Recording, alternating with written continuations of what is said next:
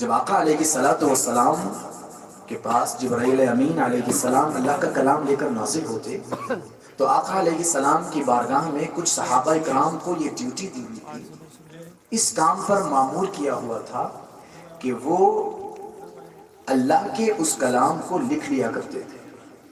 آقا علیہ الصلوۃ والسلام ارشاد فرماتے، ارشاد نبوی کے اعتبار سے وہ اسے ضبط تحریر لے آئے کرتے تھے، اور آقا اس بات کی نشاندہی فرماتے یہ آیت فلاں سورت کی ہے اور اسے فلاں مقام پر لکھا جائے۔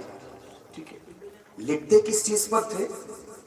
لکڑیوں کی تختی پر، کھجوروں کے تنوں پر، کھال پر، پتھروں پر، مختلف اشیاء۔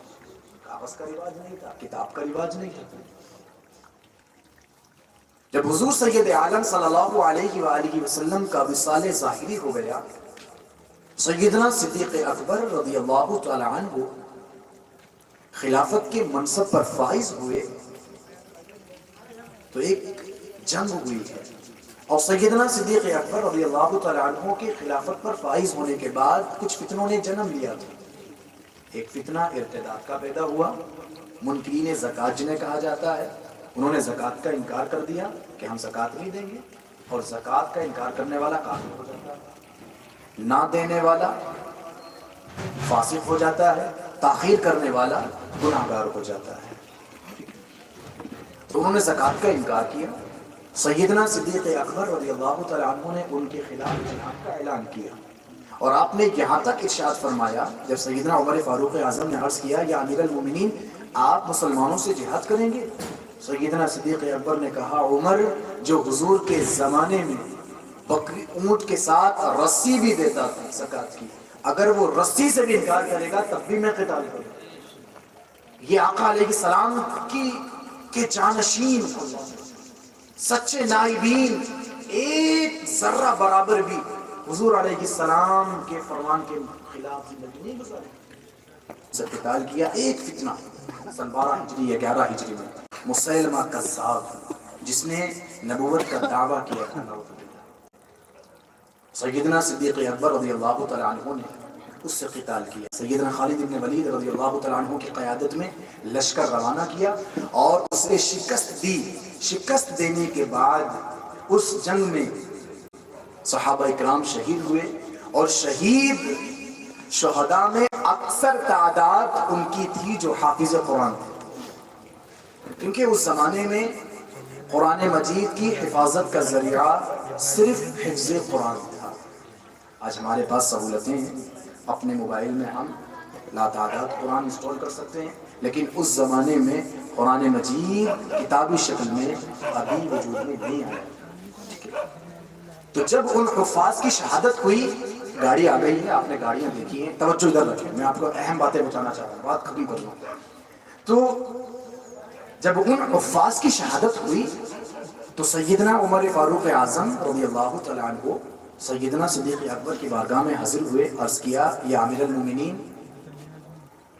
اس جنگ کے اندر جسے جنگ یمامہ کہا جاتا ہے، بفضلہ تعالی اللہ نے ہمیں فتح عطا فرمائی، اس مسیلمہ کذاب کو شکست دی، لیکن اس کے اندر ہمارے حفاظ شہید ہوئے ہیں،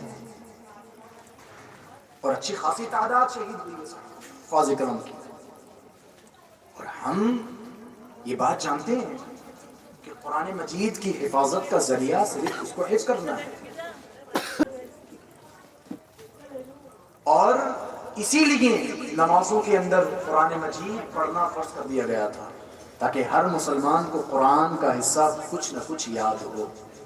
ٹھیک ہے، اب اس طرف میں نہیں جاؤں گا کہ ہم قرآن کو کتنا یاد کر رہے ہیں، پھر وقت بہت ہو جائے گا، بات کو میں اپنی مکمل کر رہا ہوں۔ تو آپ نے عرض کیا کہ یا امیر المومنین، ایسا نہ ہو ہم اللہ کی اس عظیم کتاب سے محروم ہو جائیں، کچھ کیجئے، قرآن مجید کو جمع کرنے کا اعلان کیجئے۔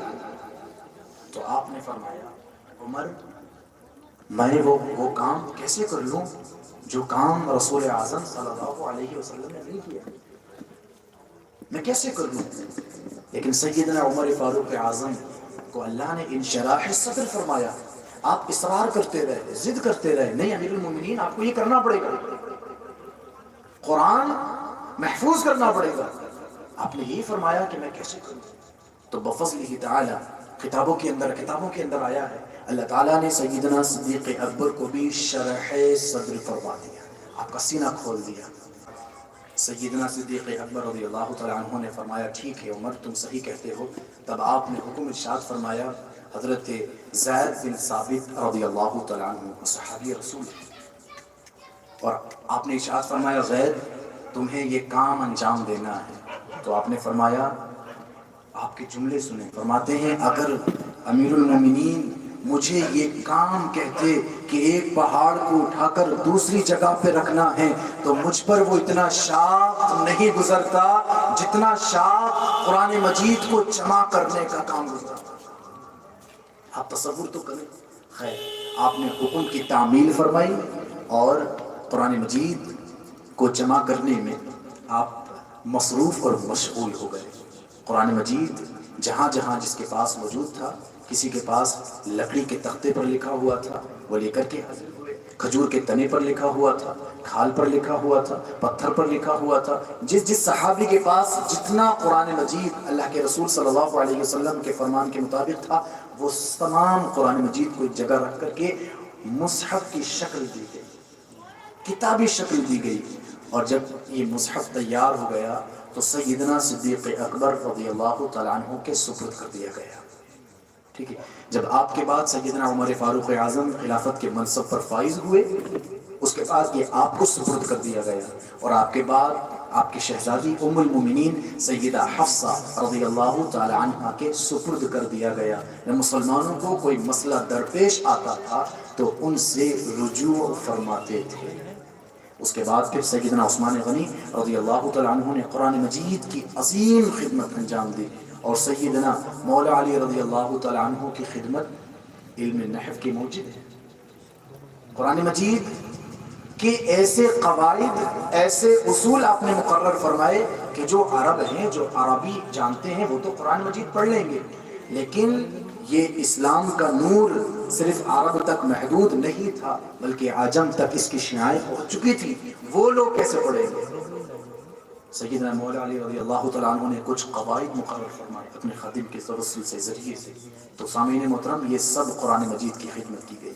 ذمہ ہے ہم قرآن مجید کے قریب ہو جائیں. اعراب لگائے گئے ہیں قرآن مجید پر.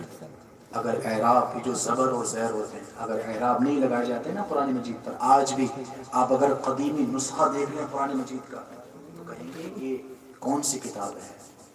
اگر اعراب قرآن مجید پر نہیں لگائے جاتے نا تو قرآن مجید کو صرف اہل علم پڑھتے، عوام الناس نہیں پڑھ پاتے.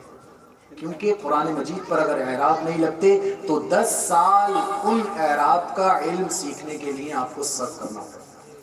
آج بھی حدیث کی کتابیں جو علماء کرام پڑھتے ہیں، جو طلباء پڑھتے ہیں، اس پہ اعراب نہیں ہوتے لیکن پھر بھی فر پر پڑھتے جاتے ہیں، غلطی نہیں کرتے. اسی طریقے سے یہ علم ہے، علم نحو ہے، علم صرف ہے. یہ کوئی معمولی علوم نہیں ہے. بہت خوش نصیب ہیں وہ طلباء جو ان علوم کو سیکھ رہے ہیں. میں مبارکباد دوں گا آپ کو کہ اللہ نے آپ کے شہزادے کو، حافظ تنویر کو حافظ قرآن بنایا. اللہ تعالیٰ اسے حافظ قرآن تو بنا ہی دیا ہے، عالم قرآن بھی بنا دے، عامل قرآن بھی بنا دے، حامل قرآن بھی بنا دے، اور خادم قرآن بھی بنا دے. اللہ کریم اس مجلس کو قبول فرمائے اور ہمارے یہاں بیٹھنے کو اپنی بارگاہ میں قبول فرمائے. اور میرے کہنے میں جو بھی اغلاط سرزد ہو گئی ہوں اللہ تعالیٰ ان غلطیوں کو درگزر فرمائے. استغفر اللہ ربی من کل ذنب واتوب الیہ. درود پاک پڑھ لیجئے. اللہم صلی علی سیدنا